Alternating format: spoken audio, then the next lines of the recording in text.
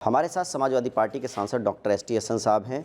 हसन साहब, उत्तराखंड सरकार के बाद अब असम सरकार ने भी जो 1930 का मुस्लिम मैरिज एक्ट था वो ख़त्म कर दिया है, यानी कि असम सरकार भी अब यूसीसी की तरफ पहला कदम बढ़ा चुकी है। क्या कहना चाहेंगे? देखिए, आसाम के मुख्यमंत्री हों या उत्तराखंड के मुख्यमंत्री हों, इनका तो काम ही ये है कि किस तरह से हमारी सोसाइटी में डिवीज़न किया जाए, दूरियां बढ़ाई जाएं और अब ख़ास तौर से मुसलमानों की दिल आज़ारी की जाए और अपनी पार्टी में बड़ा मुकाम हासिल किया जाए। ये सब वोट के लिए खातिर किया जा रहा है।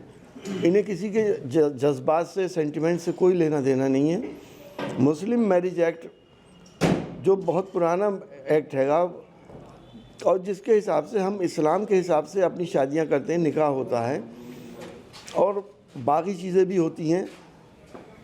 क्या ये ख़त्म करके कुछ संदेश ये देना चाहते हैं कि मुसलमान भी अब फेरे लेने लगे, या ये संदेश देना चाहते हैं कि हिंदू भाई भी अब निकाह करें?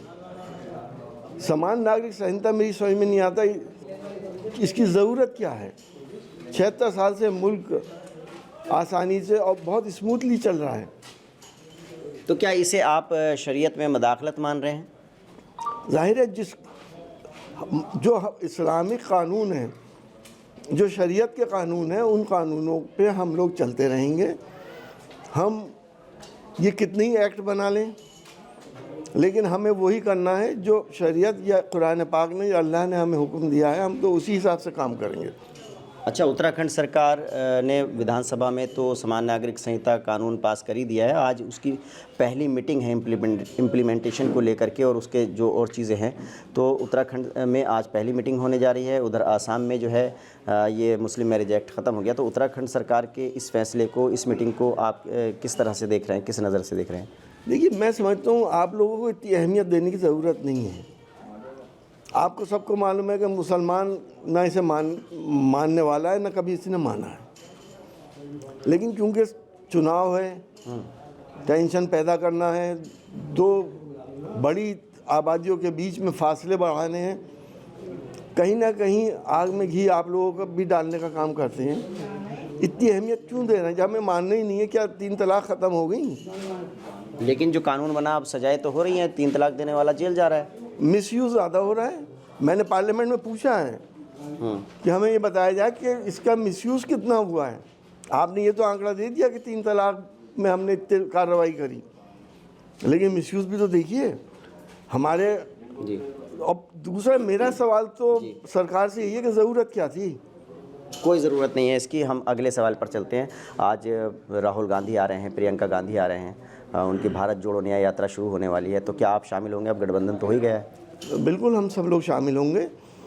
Like minded parties, secular parties ये चाहती हैं कि देश का ताना बाना ना बिखरे, सांप्रदायिक सौहार्द ख़राब ना हो, देश की गंगा जमनी तहजीब जो हमारे बुज़ुर्गों ने हमें दी थी वो ख़राब ना हो।